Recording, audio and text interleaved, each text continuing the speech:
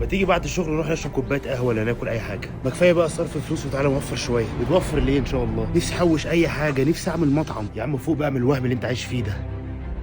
عايز تعمل مشروع اعمل مشروع. ازاي ده مرتبي بيطير كده؟ اعمل قانون التلت في 3. ايه ده؟ تلت لاحتياجاتك، تلت لاكلك وشربك، وتلت تحوشه عشان تعمل بيه مشروع. هتعمل كده لمده 3 سنين، وبالفلوس اللي انت هتحوشها هتعمل بيها مشروع. حتى لو عملت كده مش هعرف افتح المطعم اللي انا نفسي فيه. مش لازم تبتدي بمطعم، ابتدي بعربيه اكل. احوش التلت ازاي بقى؟ ابتدي باللي انت ما بتصرفش فلوس في الاكل والشرب من بره.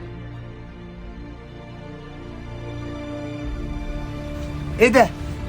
بقيت شغال في محل وافل يا ابني، عيش شويه يا ابني. معلش اتفضل.